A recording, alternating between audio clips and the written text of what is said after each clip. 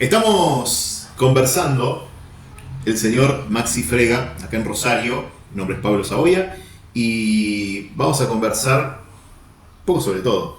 Un poquito sobre todo. Ambos somos, yo creo que Maxi más que yo, enamorados un poco de la espiritualidad ignaciana. ¿Cómo fue tu contacto con la espiritualidad ignaciana? Mi contacto. Bien, cabe decir primero que pertenezco a una familia, acá en Rosario, una familia de consagrados, que se llaman los cooperadores y cooperatrices parroquiales de Cristo Rey. CPCR es muy conocido acá en Rosario.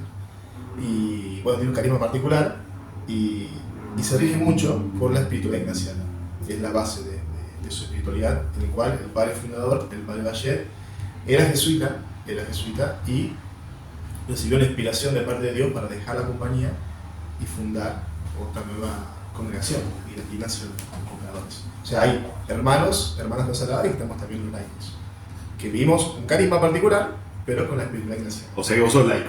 Yo soy laico. Ok, muy bien. Yo debo confesar que cuando estaba en mi discernimiento vocacional, en algún momento, interiormente, coqueteé un poco con los jesuitas. Porque Son muy seductores. Sí. Pero ¿por qué? Porque me gustaban dos cosas. Uno, la misión. Yo había leído ese libro, La vida de San Francisco Javier, novelada, se me fue el nombre ahora, El Oriente en Llamas. Entonces yo estaba en llamas también, quería ir a misionar a Oriente. Bueno. Uno la misión y el otro punto que me gustaba era el estudio. Desde mi concepción, ¿no?, más de joven, por ahí uno idealiza un poco, pero sabía que los jesuitas estudiaban un montón, qué sé yo, entonces un poco como que me atraía eso. Pero finalmente no. Decliné mi búsqueda. No la búsqueda, sino que terminé optando por la vida diocesana, que para mí es el pertenecer a un territorio, para mí es como lo más importante. Igual, algo de la espiritualidad ignaciana me quedó, porque después, antes de la ordenación, pedí hacer medio ejercicios, que hasta el día de hoy para mí fueron como la gran experiencia espiritual que yo recuerdo, así como en cuanto a intensidad, y todavía hoy como que me dura un montón eso. Se sigue movilizando. Sí. El ejercicio es una cosa muy, muy particular, porque el mes, por ejemplo, yo todavía nunca lo hice el mes completo, pero bien vividos, o sea, bien inmersos en lo que implica, es una experiencia que te cambia completamente. O sea, si ya la experiencia misma de intentar vivirla en el día a día es una gracia enorme y es una apertura muy grande, me imagino vivirlo realmente, conscientemente, en integridad al mes, es como un cambio rotundo, porque hay personas, me parece, no sé si podemos encontrar cruzado, que por ahí entienden los ejercicios como algo más intelectual, o sea, algo como más con taca, que si bien San Ignacio lo presenta así, como estructuras, pero es una estructura tan maleable que no es rígida. Claro. Y si vos la crees rígida, ya pierde su esencia. Porque si no, pero es un rígido, es un librito, sí, pero a la vez no es rígida. Claro. Y ahí entra lo que él también denomina, que los jesuitas hablan mucho sobre las paradojas. O sea, es decir, parece rígido, porque son estructuras, la regla de discernimiento, esto, aquello, lo otro, pero se adapta tanto a la vida, o debe adaptarse tanto a la vida individual de cada uno, que si no lo vivís así desde tu individualidad, no sirve. Che, y a vos en tu vida laical, porque ¿a qué te dedicas? Contanos para... Sí, soy profesor de música, doy clases en colegios, y como laico también trabajo en la congregación y bueno, en la vida. Siendo laico yo no puedo cosas.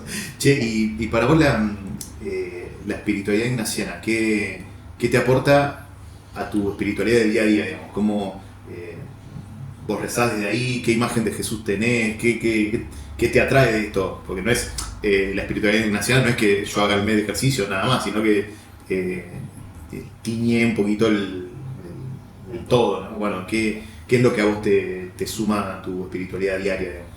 La espiritualidad ignaciana hay que entenderla también como lo que es, que esto los jesuitas lo dicen mucho, yo recurrente con los jesuitas para que se entienda que ellos también dan este fundamento, ¿no? Saben más del tema, obviamente, pero es una espiritualidad meramente laical. La espiritualidad ignaciana es laical, porque San Ignacio cuando la fue viviendo esta experiencia de Dios y todo lo que implicó el encontrarse con el buen espíritu, el mal espíritu, era siendo laico. Y fue antes de que lo manden a la hoguera a quemar los dominicos, después de que por gracia de Dios se pudo demostrar que no estaba siendo hereje y demás, después lo mandaron a estudiar a Roma, a formarse, a poder después ordenarse sacerdote, pero él vivió mayor parte de esta experiencia siendo laico. Entonces es una espiritualidad puramente laical. Entonces es muy compatible con el ser laico, porque es una manera de vivir en el mundo, que va más allá de los ejercicios puramente dicho. Y creo que también en ese sentido ayuda mucho que, según mi experiencia, creo que el más experto sos vos, pero la imagen de Jesús que transmite Ignacio en los ejercicios al menos, es la de un Jesús muy concreto, muy humano. Y creo que eso también ayuda a que los ejercicios no sean solo de una élite. No sé, se me viene el ejemplo del cura Brochero predicando ejercicio para cientos de gente de campo, gente muy sencilla, y no es que era un retiro para las grandes élites intelectuales, sino que cualquier persona lo puede tener. Y a mí me llama la atención mucho eso, ¿no? Como la imagen de un Jesús muy humano que creo que también se pierde un poco eso. No sé qué te parece a vos. Sí, volviendo a lo del cura Brochero, que me parece fascinante el ejemplo, porque en lo que llaman el ejercicio del presupuesto, el que da los ejercicios, si mal no recuerdo, tiene la obligación de ser de puente justamente entre la esencia misma del ejercicio, lo que implican los ejercicios, y el ejercitante. O sea que tiene que llevarlos a que el ejercitante pueda vivirlos desde su manera. No es que yo te doy una serie de cosas y vos tenés que llegar a entenderlo así, no. El que da los ejercicios tiene que justamente bajarlo a la manera que él mismo pueda vivirlo y entenderlo. Claro. Porque esa es la esencia misma del ejercicio. Por eso volvemos al principio, que si vienes una estructura, pero no se queda ahí, sino que entra tu propia individualidad. Y eso contemplando todo, tu psicología, tu afectividad, todo. Entonces, es una vivencia de Jesús muy concreto en vos, y humano. Humano. Con esto, yo creo que son como las dos claves, ¿no? Un Jesús bien humano y la necesidad de enfrentarte con tu propia experiencia espiritual, porque San Ignacio todo el tiempo, al invitar a reconocer las emociones, los movimientos interiores, que yo es como que te enfrenta a lo que te pasa a vos como creyente, ¿no?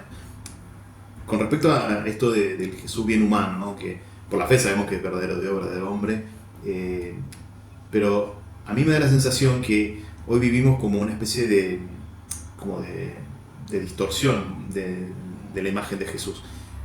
Me acuerdo, por ejemplo, en Instagram yo hice un video sobre si Jesús sabía todo, ¿no? Fue polémico. ¿Pero por qué fue polémico? Porque para mucha gente es difícil comprender o entender a Jesús desde una perspectiva humana. Jesús tenía que saber todo porque es Dios, ¿no? Es decir, me parece que en la espiritualidad del cristiano medio muchas veces se subordina lo humano a lo divino, que o sea, en el dogma es así, está bien, pero no deja de ser verdaderamente hombre, es decir, con todas sus capacidades. Entonces me parece que hay como una especie de inflación de lo divino por encima de lo humano, ¿no? Haciendo que la experiencia a veces como que inclusive nos deshumaniza en el sentido como que si yo soy muy humano, como que traiciono mi ser cristiano, ¿viste? Como que como que no van de la mano. Como que no van de la mano. Humanidad y ser cristiano. Exacto, como que no, tenés que ser como una cosa aparte, ¿no? Sí, como que la humanidad es algo que es algo malo, pecaminoso del mundo. Claro. Sí. Yo creo que es. Me parece a mí, esta es mi opinión, pero si no hubiese querido ser 100% humano, en pecado obviamente, pero no se hubiese encarnado. Es como que el cohete pasó por todo lo que pasó, o sea, si se quiso poner la misma carne y sentir humanamente lo que sentimos, creo que esa es la experiencia, y Ignacio lo vivió así también, o sea, tuvo ese encuentro con ese Jesús que lo hizo pararse de otra manera. O sea, eso es lo loco del medio espiritual, ¿no? Que si bien tenemos esta parte más del alma, ¿no? Como que es una parte también que tiende, pero no está desligada de todo lo que nos pasa, de la parte física, de la parte psicológica, afectiva, es como que todo es una misma unidad, y todo es parte de la humanidad. Entonces, de ese encuentro humano desde tu humanidad es como que redundantemente lo que más te humaniza. Entonces es como desde ahí. Es que a veces está la idea como que lo humano termina siendo un obstáculo para el encuentro con Claro. Dios. Como que habría que o cancelar eso, Sí. o meterlo abajo de la alfombra, decir, bueno, no, esto no existe, cuando en realidad, según lo que yo entiendo, ¿no? Lo humano es como el lugar donde Dios se manifiesta también. Pero pienso cuántas veces la espiritualidad cristiana a lo largo del tiempo, y muchas propuestas que han existido y que existen, Sí. dejan de lado el humano en la práctica, o inclusive lo dicen, ¿no? Como que hay que, no sé, pienso el lugar de las propias pasiones, de la afectividad, inclusive, digo, incorporar la misma vida afectiva, sexual en lo espiritual, digo, porque parecen todas malas palabras, pero en el camino... ¿Cómo es que es posible? ¿Cómo esto va a estar ¿viste? juntos? Claro, claro, lo que pasa es que me parece que hay como una asociación, ¿viste? De que lo espiritual tiene que ser todo inmaterial siempre, como tiene que ser etéreo. Y no es así, porque es la carne la que está transfigurada, traspasada por lo divino. Porque si no, me parece que en lugar de seres humanos nos convertimos, o queremos convertirnos como en ángeles, como si ese fuese Ese pensamiento también, eso es, el horizonte, ¿no? tender a esa que a veces, bueno, es también una cosa emocional, pero esta tendencia de lo puro, está bien, queremos tender a tener las intenciones un poco más ordenadas, más puras, pero a veces se distorsiona tanto que queremos llegar a ser como los ángeles, como esa, sin maldad, sin nada, sin, no sé, como una imagen angelical, y se pierde, o sea, pienso, ¿no? Como que si no Dios me hubiese dicho ángeles, entonces acaso no me hubiese hecho humano. Es como O sea, la carne humana, digamos, la humanidad en su materialidad, digamos, sí. tiene que tener algún valor, si no, no hubiese estado creada por Dios. Y eso es lo lindo, porque es tan personal el encuentro con Jesús, que si no partís desde esa humanidad propia tuya, por eso es verdad que no hay mucha propuesta de interioridad, y la escritura ignaciana viene justamente en ese momento, en la época, donde están los dominicos y demás, como esta cuestión más de la razón, de la intelectualidad, él vino a plantear sobre los movimientos interiores, sobre sentimientos, sobre emociones, sobre esto que me pasa a mí con relación a mi psicología, a mi afectividad, me pasa por dentro, y como, no, pará, la fe es honesta, la fe es esto, la esperanza es esto, punto, no sé, como que no había mucho margen de otra cosa. Acá San Ignacio dijo, no, pará, permítanse sentir lo que les pasa por dentro. Pero no es una cuestión sentimentalista, sino por todo lo que pasa. O sea, permitirse entrar en uno mismo, ver cómo está mi cabeza, cómo están mis sentimientos, cómo se van moviendo, cómo me encuentro. Y ahí voy encontrando a Dios. Y escúchame, suponete que yo me voy contactando con lo que siento, con lo que me pasa. ¿Cómo me puedo dar cuenta que eso que siento viene de Dios y no es un mambo que... Porque no cualquier cosa que yo sienta necesariamente es algo de Dios. Puede ser un rayo mío. O sea, ¿cómo me doy cuenta que eso que siento es algo que Dios me está inspirando? Depende de las circunstancias y depende también de lo que busques.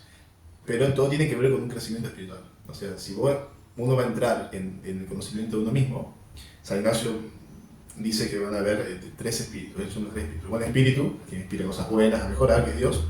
El mal espíritu, que es el coludo, digámosle. Y el espíritu humano, que es el propio de uno mismo. Su psicología, su historia, sus tendencias, sus heridas. Entonces, como que esas cosas van condicionando. Hay cosas que vienen con espíritu, hay cosas que son más, como decís vos, de uno. O hay cosas que son más de mal espíritu. Las cosas que son más de uno, generalmente, si son heridas o debilidades, el mal espíritu las va a aprovechar. Por ejemplo, las va a potenciar. ¿Se entiende? En cambio, el buen espíritu me va a animar.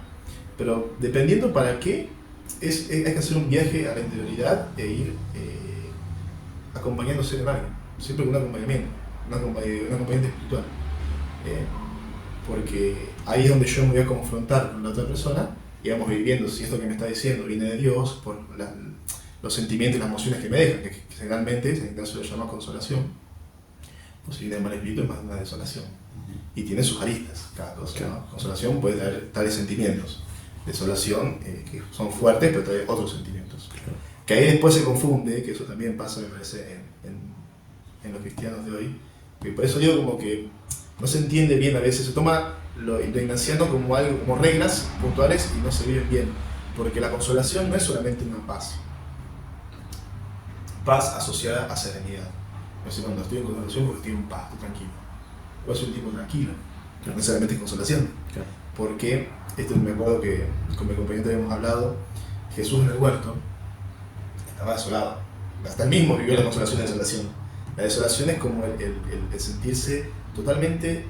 es el sentimiento de Jesús cuando dijo, ¿por qué me has abandonado? Es sentirte despegado del Padre. Eso es la desolación. No solamente el sentimiento de tristeza. Es sentirte que vos estás desconectado del Padre. El Padre no está. Estás vos solo.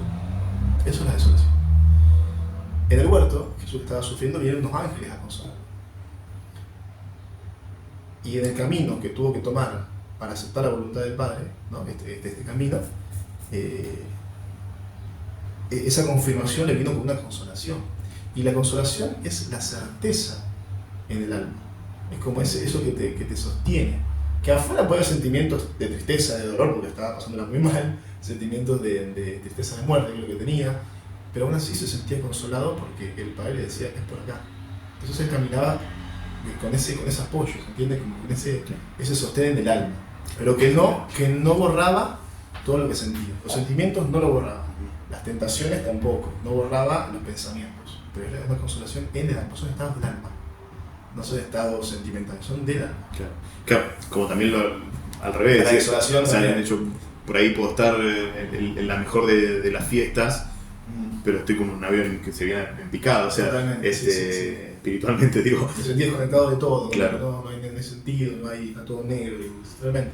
Pasa que ahí me parece que es como una finura muy grande, una sensibilidad muy, muy grande espiritual de San Ignacio, trascender el mero sentimiento que uno puede tener reactivamente frente a algo, ¿no? Como que la consolación y la desolación no es solamente el sentimiento del momento, porque va un poco más allá. Claro, bien acompañado. Bien acompañado, pero no hay alegría también, que bueno, que justamente ahora Zoila habla de la alegría también de noche, es esa alegría que uno dice, pero ¿cómo puede ser alegría también de noche? Que te sostiene en el alma, una especie de alegría frente a ciertas circunstancias, o capaz que viene con sentimientos también de serenidad, de paz,